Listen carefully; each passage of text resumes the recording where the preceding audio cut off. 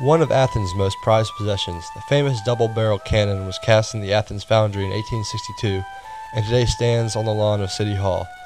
The gun was designed by John Gillian, who was a local house builder and mechanic.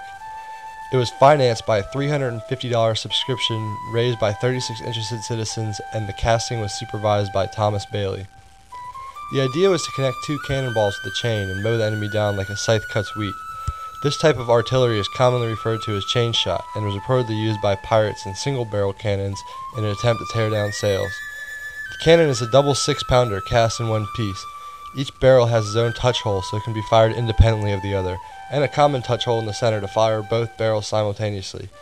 The gun is 4 feet 8 1/2 inches long and weighs about 1,300 pounds. The cannon was taken out on Newton Bridge Road in April 1862 for test firing. According to reports, one ball left the muzzle before the other, and the two balls pursued an erratic circular course, plowing up an acre of ground, destroying a cornfield, and mowing down some saplings before the chain broke.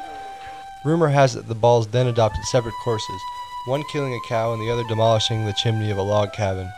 The observers scattered in fear for their lives. The cannon was then sent at Gillian's assistance to the Augusta Arsenal for further tests.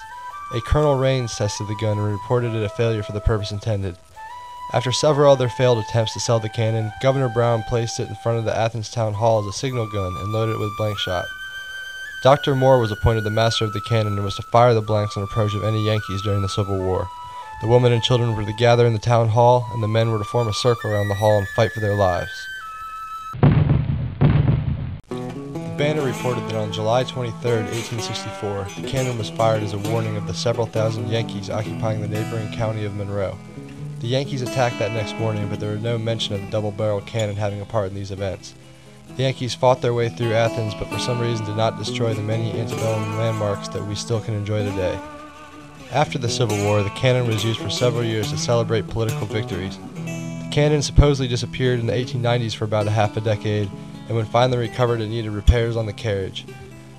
This is when they mounted the cannon on the present 14-spoke carriage instead of the original 16-spoke version. So here in front of Town Hall, the double barrel sits with its new carriage, waiting for another chance to cause destruction, begging to be fired once more.